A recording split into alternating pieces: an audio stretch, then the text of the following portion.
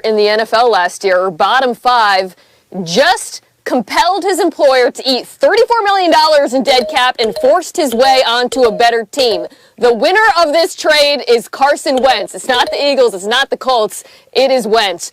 As far as the team goes, the outcome really depends on that conditional pick you alluded to, because if it does turn out to be a first, and I think it's likely that Carson Wentz plays 70% of the, or probably 75% of the time, then it's not that bad for Philly, all things considered. There weren't a lot of bidders for Wentz, and of course he was terrible last year. They can begin to rebuild without him. As far as Indy goes, this is a bet on a return to form. We all know that Frank Reich was Carson Wentz's coach in 2017, or his coordinator, when he was great.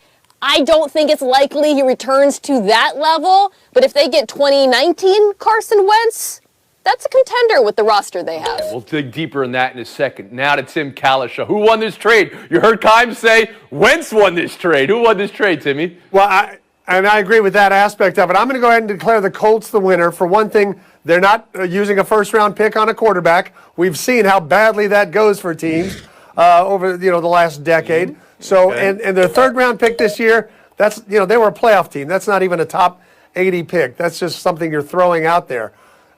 What do they get? That's the question. And as she said, Frank Reich, quarterback's coach, guy who really got through to Wentz 3 years ago, he believes he can do it.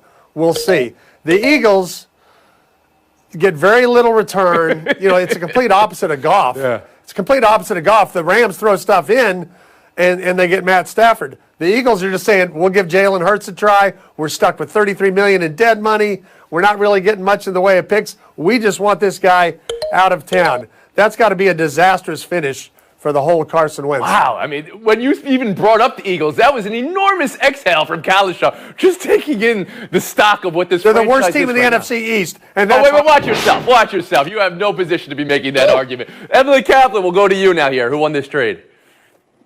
Tone, do you hear the sound behind me? I know I'm in a soundproof studio in Chicago, but I swear you can hear the fans in Chicago celebrating that they did not make a trade offer. I swear to God, I saw Sarah Spain running down Rush Street. She's that excited. It was not going to be a good marriage. I'm glad it didn't happen. That, but yes, okay. Yeah, of course, but I saw her especially excited today. For the Eagles, though, look, they didn't get the bounty that they wanted, but I think that's their own undoing. So much of Wentz's regression is about his mental state, and it really feels like they underestimated the impact that drafting Jalen Hurts would have on Carson Wentz, and that led to his decline. So now the Eagles get exactly what they wanted. They get to put trust in Jalen Hurts. That's what the locker room wants, and that's what the fan base probably wants. As for the Colts, they now get a guy that had more turnovers last year than their entire team. Is that right? Wow, didn't look at that today. Good stat there from Kaplan. Now, Mr. Justin Tinsley, who won this trade? I just want to point out the fact that there have been 22 first-round quarterbacks selected between 2009 and 2016, and none of them are with their original teams, including the top 2 picks in the 2016 draft, which are Goff and of course, now Wentz. So I look at it like, by the semantics, Indy won this trade. They get a young quarterback who was statistically terrible last year, but with a huge chip on his shoulder, and he reunites with the guy who had him looking like an MVP yesteryear. Not okay. Do they replicate that? I know this is your third show, but we've now muted that for many, many shows. The idea, Carson Wentz played 10 good games, and everyone is still living off that MVP first half he had 4 years ago. I'm going to go back to you, Mina Kimes. What are you hearing from football people with Wentz? Is this a tweak of some kind, or a full-on rebuild, a reawakening? Is it mental? Is it physical?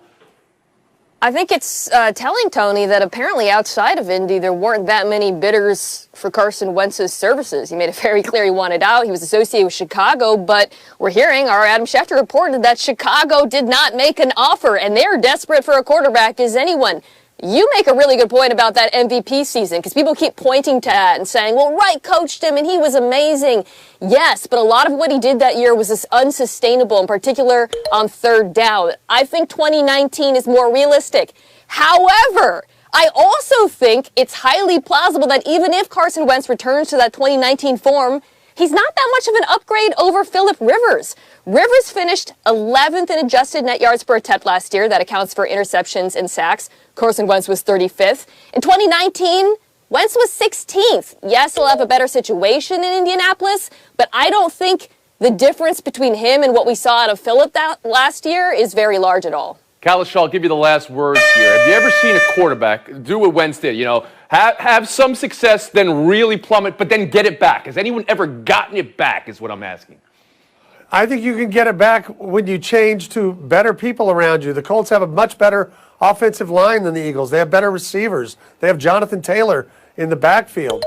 Now can Wentz handle that? Can he, he doesn't have to get all the way back to 2018. I mean, he played well a couple years. He played decently enough after the Super Bowl. He was just god-awful this past year. The horn will move on. Naomi over Serena. Straight sets. This is big.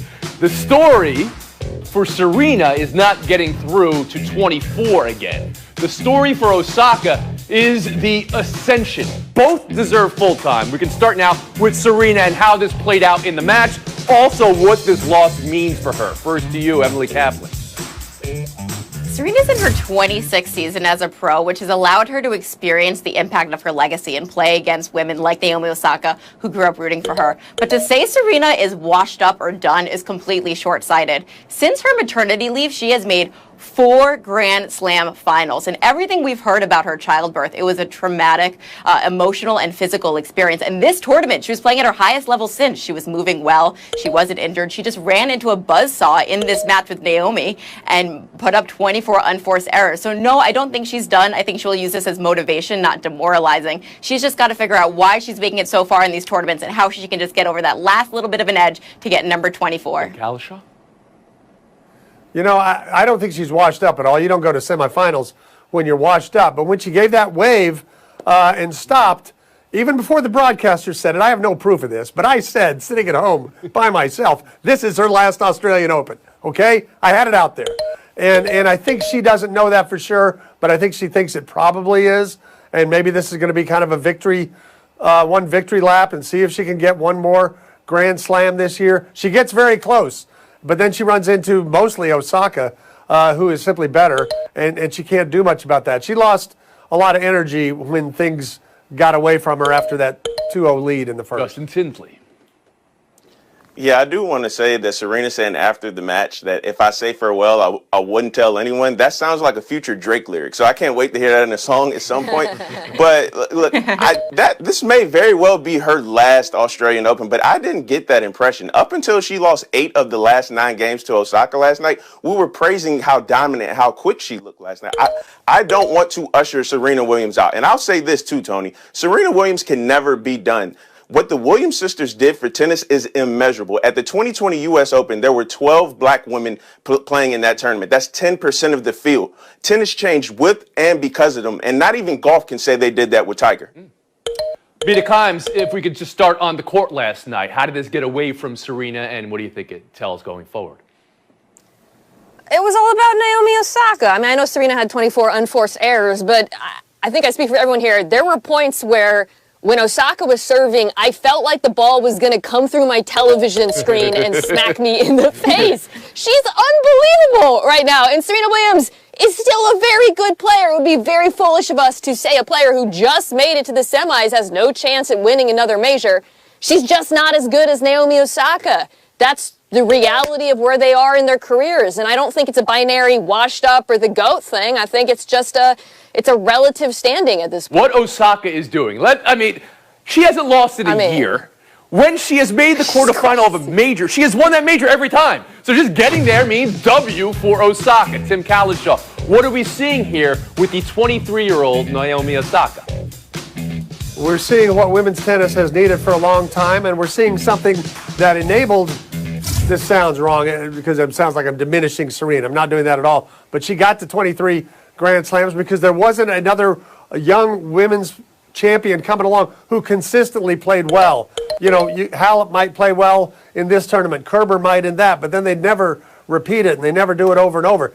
Naomi Osaka is good every time out, and she is the next great tennis player. Justin Tinsley.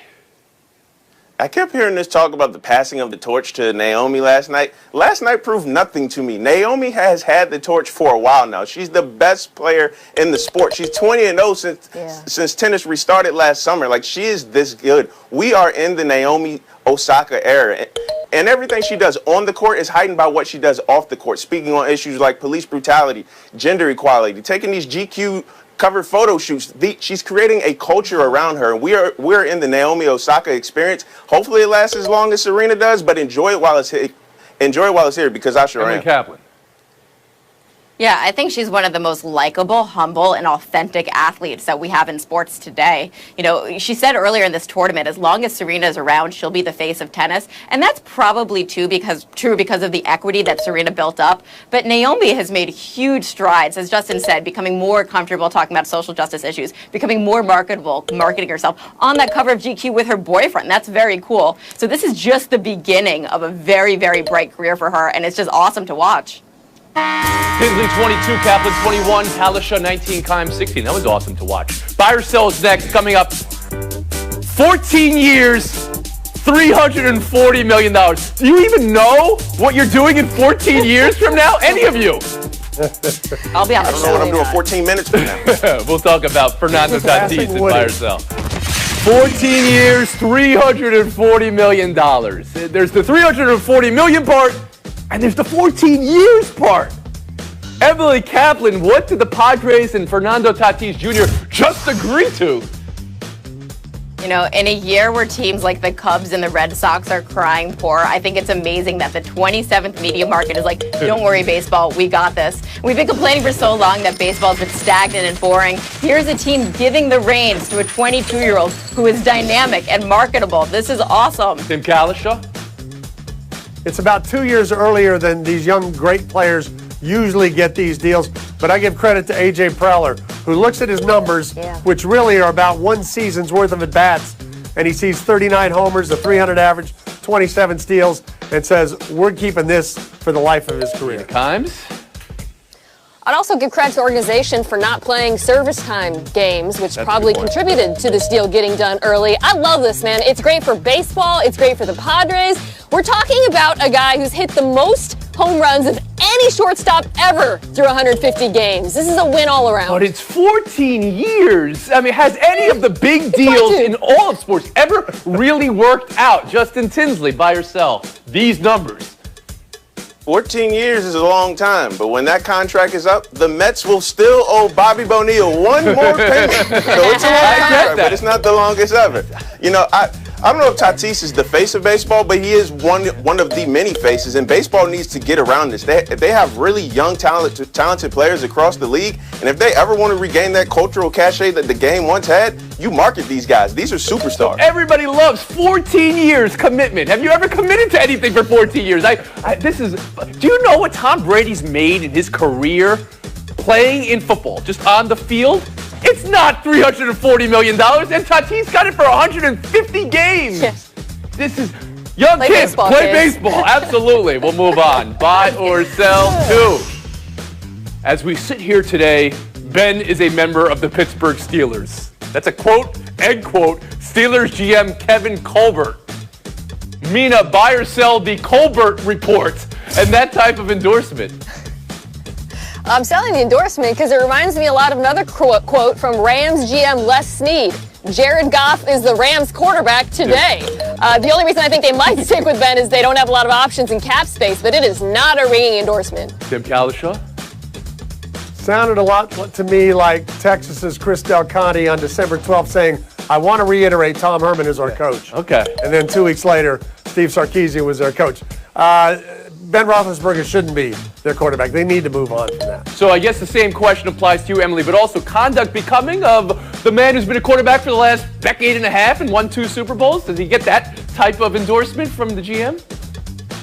What I'm buying is they genuinely don't know what to do. Like, you don't have guys on the roster you can turn to. Mason Rudolph ain't it. You can't go in with Dwayne Haskins as your #1 quarterback next year. And then, okay, so let's say that you stick with Ben Roethlisberger. Well, your team's going to be severely diminished because you can't keep those 7 other free agents. They're too expensive and the division's so great. So it's either like, do we put a Band-Aid on it this year or do we eat the L and then put a total reset for this organization? Justin Tinsley. I'm selling it because Kevin Colbert's statement is like when you ask somebody how they're doing with their significant other and they say, we good, they're not doing good. The Steelers have 19 unrestricted free agents, so this isn't their lone issue. But this marriage feels way closer to divorce court than a vow renewal. understandable. But also, nobody's getting a rise. This guy's been there for 15 years. He's their two-time Super Bowl winning quarterback, Mina, and this is the type of statement you give out? Ain't enough. I mean, he's not going to lie. That would be worse if you said he's our long-term future. We'll move on. Buy or sell 3, Hawks 122, Celtics 114. Trae Young had 40 last night. But I want to talk about something Trae Young does on the court. Brad Stevens, after the game, he said he tried everything defense to contain Young, even 2-3 zone. But that he's hard to officiate, and he called it tricks that Trae does to get the calls. The Knicks and that Todd Gibson play that we showed, and the Nets a couple weeks ago said the same thing about playing Young. It's his stop and foul move. Buy or sell Trae's tricks. Justin, is this bad basketball?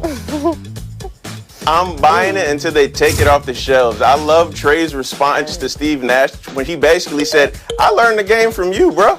Look, is it boring? Does it slow it down? Sure, but it gets under people's skin, and that's half the battle, man. Reggie Miller he kicked out his leg when he was shooting 3. Okay, but this isn't even that, right? You saw the plays we just showed, Justin. I mean, there's barely contact. Todd Gibson is straight up and down. You don't agree with those calls, do you?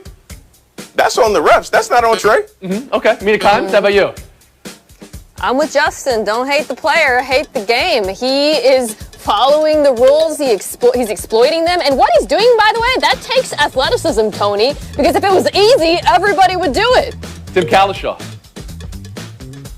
It is on the refs. They don't need to be calling all these touch fouls. And you showed 2 plays in Boston, and there were more. If there were 18,000 Celtics fans at that game, there's no way the refs are giving him those calls. I promise you, those are calls made in a pandemic.